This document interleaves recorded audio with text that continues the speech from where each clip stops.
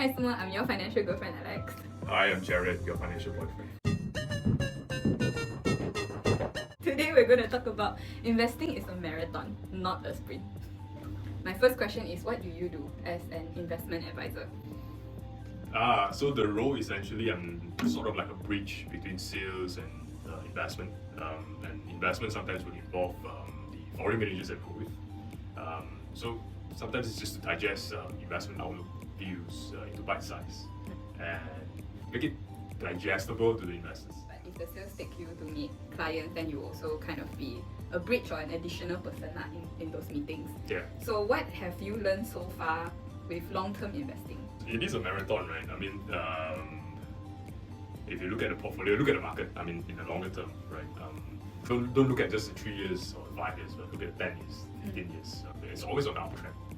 And it's always the short-term volatility that everyone is talking about. That's what your news reporters talk about. I'm scary, these things will crash, these things not doing well, this is not investing. That's me as an investor. Right? But if you drag it longer, you look at the longer-term trend, it's always better outcome.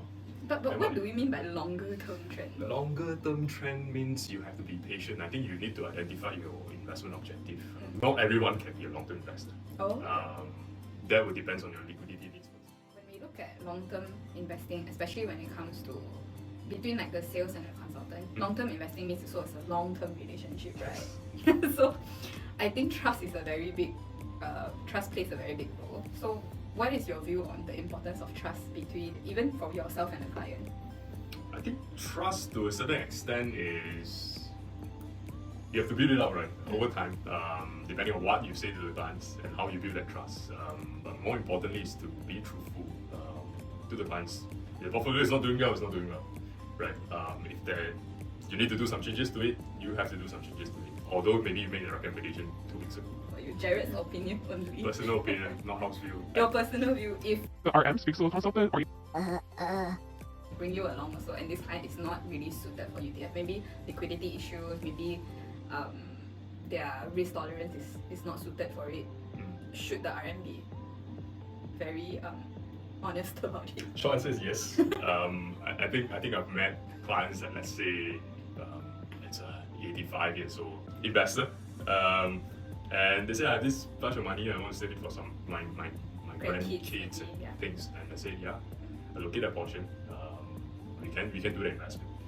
But that's the objective, right? But if the objective is to say, hey, you know what, I have this sum of money and I'm at this age, I still want to stay invested. Tell them, why don't you take that money and go holiday and spend it with your spend it, right? So it depends on the objective.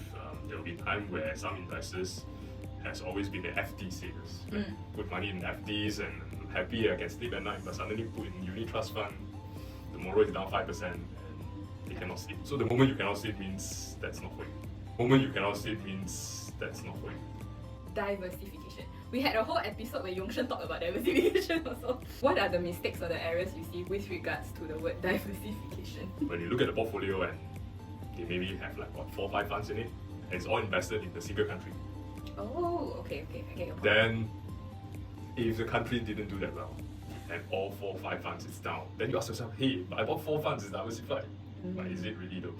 So sometimes you need to see diversification from a country allocation standpoint, maybe from an asset class standpoint, or maybe from currency standpoint. So you need to have a bit more consideration in terms of what do you mean by diversification. You know, chasing the market, once you see this particular fund or investment is up 20%, not the best time to buy already lah. It's a bit late, right? There's always a saying, right? Not sure whether I can speak Mandarin here, but they always say, you know what, if you go into the pool and you're looking for a shui yun, and you can't find the shui yun, then most probably you are the shui yun. So how do you help clients be one step ahead? So I think we always take a more prudent approach, looking at what you have today, looking at your portfolio today, and you do a bit of permutation, right? What if the market moves this way? Is your portfolio going to benefit, or how your portfolio is going to react? So you set out a few scenarios. So I think it's always try to think ahead and say, hey, how would your portfolio react if this happened, or that happened? And you give that perspective to the client. And sometimes that discussion will come and client say, you know what, I believe this will happen. And okay, then let's form your portfolio towards that direction. Can I say your job is a bit more fun if the client gives you a longer investment horizon? Of course. Because you have more creativity with it, right? I can have a bit of more. Yeah, creativity is a good word for it. Yes, I do have a bit of space, or rather room to make error, right? Because you have a longer investment horizon, and of course, having a diversified portfolio means you have a reasonable allocation to a certain asset class, where if anything, say touch wood, bad happen, it won't affect the portfolio. So I asked Yong-Shen this when he was on the show. I'm going to ask you this. What's your take on cutting losses? When do we exit the fund?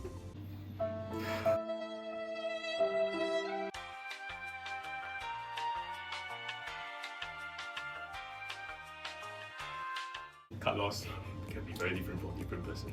For me, is when you look at a certain strategy or certain allocation where you no longer have the conviction. You don't believe in it. Say for example, I've been invested in China for most, never made money, but I'm still keeping it. To a certain extent, because of the location is smaller in my portfolio, so I'm okay. But if to a point where I realize I have a better option to make money elsewhere, then I can cut.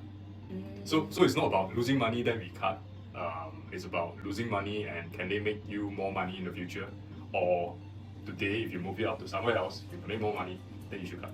But what if let's say I'm your client and I feel like I cannot trust China anymore, but then you feel like there's great opportunity here. Yeah, so ultimately it's client's money, right? Okay. And you can have all your conviction and in all those markets that you like, but the clients don't believe in it. It's always best to give your advice, but the choice ultimately is still the client. Jared's investment philosophy is find the laziest way to make the most money. Keep it simple. I think I always say that, keep it simple. Buy something that you actually understand. Not looking at the performance. Performance is always there. At any point of time, at any year, you open up your fact sheets or the charts. There's something that always make more money, and you can't be chasing.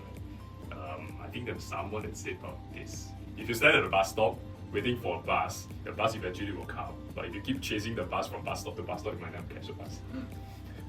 And the other thing is, I always believe is keep your investment in. Invest in tranches. Right, I have two portfolios. Real life example, I have two portfolios. One is a monthly saving. So I just invest a fixed amount every month. And I have another pot is where I have extra money, or when I get paid bonus. I put the money in, right? Lump sum. And then I look at the result, it's very different. Maybe because the last 3 years market hasn't been great. And that lump sum portfolio hasn't been doing that well. But the other one that has been monthly averaging, last year was at a loss, and this year I recovered. So maybe be a little bit more patient, more disciplined. Just save a fixed amount on a monthly basis. What is your view on investing based on your risk tolerance? So risk tolerance sometimes you have to split into two parts about risk. You have the ability to take risks and the willingness to take risks. I can have the ability to take risks, doesn't mean I'm willing to take risks. Right? I might be worth millions, but I just like FD. Well, this is life philosophy also. Some people might not have the ability to take risks. I maybe made like 1,500 a month, but I buy crypto because I have the willingness to take risks. That's important. So what's your question again? It's a wrap, guys. Like, finally. Yay! I'm Alex. I'm Christina. And I'm Amir. We appreciate your support. We hope you learned a thing or two. Don't forget to follow our socials at Duit for more content. Thank you for watching. Bye. Bye.